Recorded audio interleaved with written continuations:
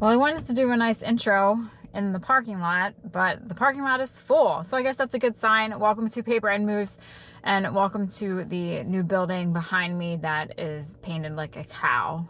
It's not a farm. It is actually an antique mall. It is a new antique mall that has opened in Phillipsburg, New Jersey, my hometown. I've never been here before. It finally opened after a long winter struggling with everything that was happening. It opened last week, so it is pretty brand new. So let's go inside and see what antiques abound. I'm guessing it's probably a lot of stuff that I've seen at the local auctions and estate sales, since that is where many of the vendors buy their items from. So anyway, we'll take a look inside, see what's in there. Maybe there'll be some cows. Let's go.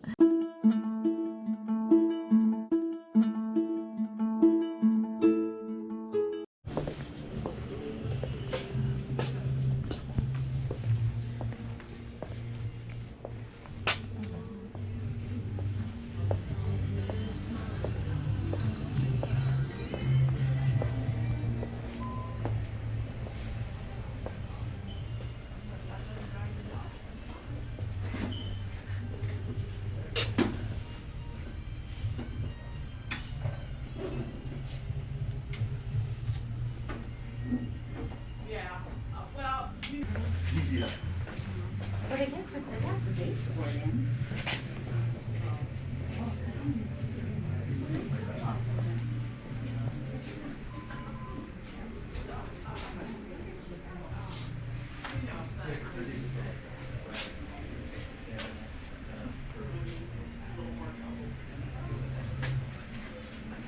This is a bad spot to have this. This is an accident waiting to happen. But they want, those are nice. $79.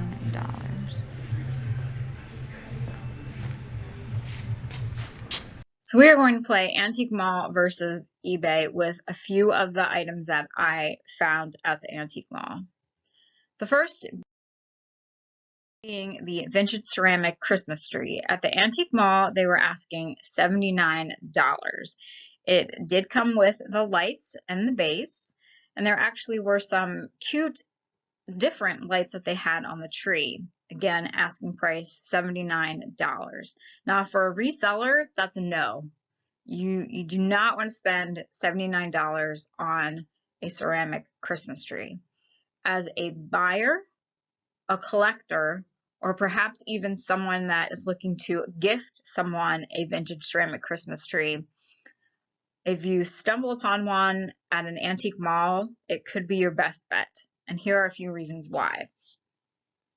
So here we have a tree. It was similar. It's flocked. It has the base and the lights.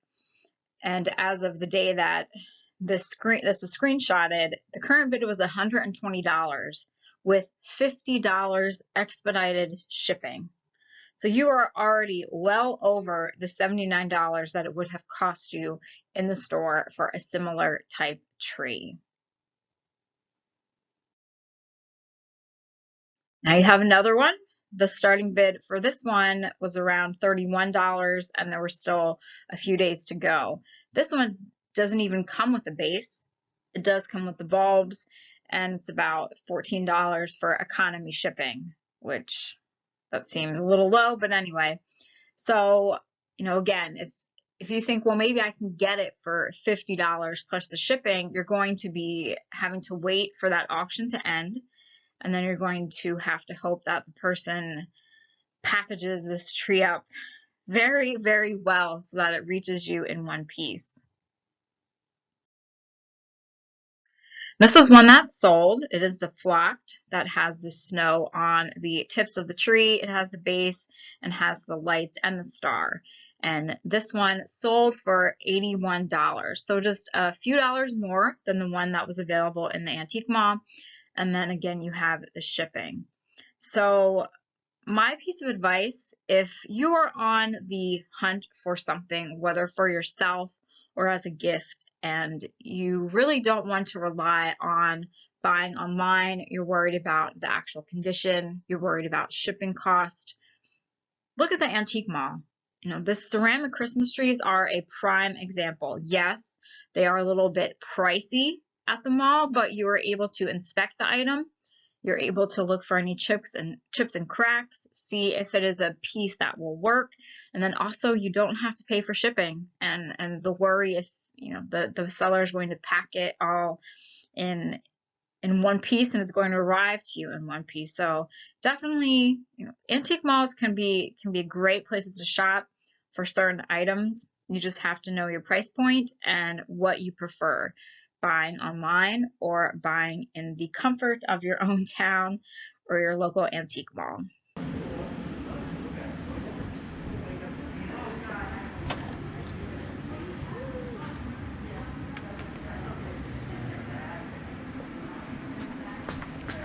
$35 at the flea market. You're lucky if you could get $15 for that. It's crazy.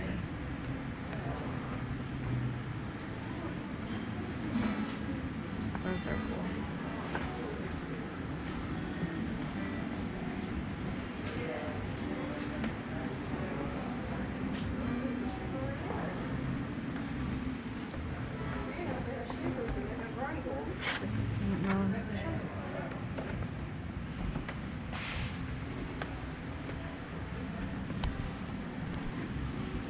Those for sale.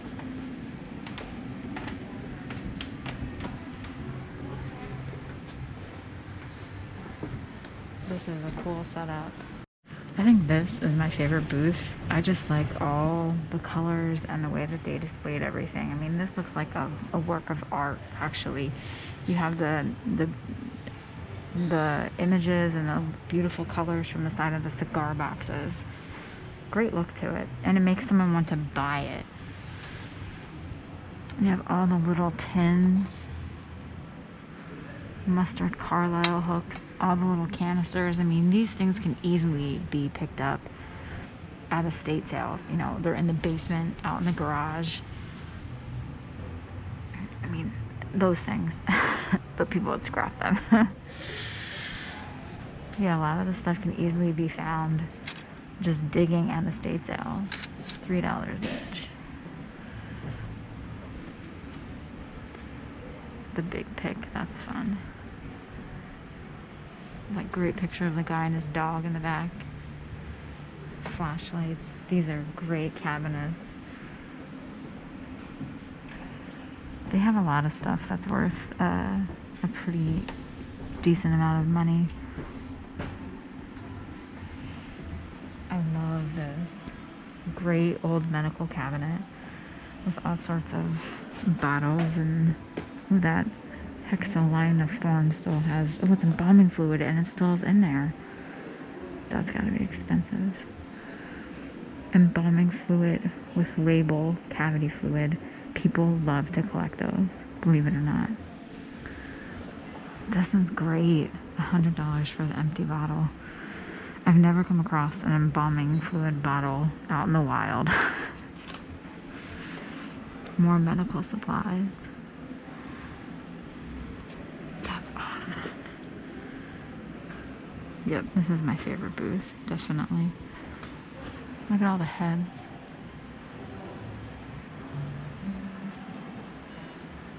Oh, and then you have, I think that's Saddam up there. That's a little awkward. Maybe it's Saddam? If it's not, I'm sorry to whoever it is. Round 2 of Antique Mall versus eBay, with an interesting item. Believe it or not, no matter how odd, creepy, weird you think it is, there is a big market out there for collectors that are on the hunt for vintage and antique funeral home mortuary items, from embalming fluid to old makeup to tools. It's a whole nother universe. And I myself find it very fascinating and interesting, but I've never come across any of these items in all of my picking days. Flea market, every now and then, maybe a bottle or a tool, but not a large collection. And I don't really know if there probably are people out there that somehow they've got to pick an antique funeral home, you know, or a funeral home that's been around for 100, 150 years, because most funeral homes are family run businesses. But there is a market for this. And the booth that had these items was my favorite booth. It would be so interesting to find out where this vendor gets their inventory from. But here again, another example: if you are in the market to buy some cavity fluid or embalming fluid, you can either go online or you can go to your local antique mall or at least the Phillipsburg Antique Mall and buy some. You have $50 plus the shipping. The shipping is the big deal here, because these are filled. There are bottles that are empty, but I think many people do enjoy collecting the bottles that still have the fluid inside because of the colors. You have the red, yellow, and pretty colors. So the one on the right, that was an antique frigid cavity fluid embalming, unopened, and that sold for $55, again plus shipping. So it's just a matter of your price points, what you want to pay. If you decide, I've tried to find the perfect embalming bottle on my own, and I've looked online and they just don't suit my taste, but you stumble upon one in your antique mall and it might be $10, $15, $20 cheaper than what you normally pay online. Again, you could be saving in the shipping and saving in the hassle of wondering whether or not it's going to get to you in one piece. And also, you are able to just pop it in your car, bring it on home, stick it on your shelf, and admire it within a few hours versus waiting a couple of days. So it's up to you, but this booth was definitely interesting. A lot of great items in there. And so it will take the collector or the special person that is looking for these items to purchase from that booth. But it was a joy just to see how they set everything up and all their embalming fluids.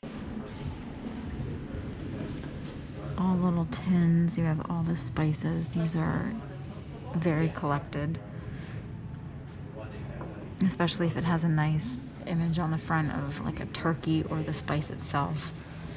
People use them for their holiday decor. Yum handmade soaps.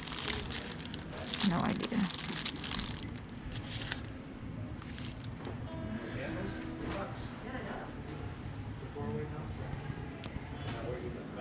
Some cute tins, that's for sure.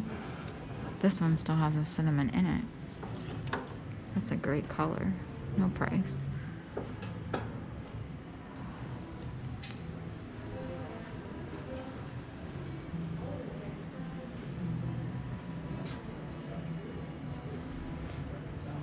All sorts of chocolate molds.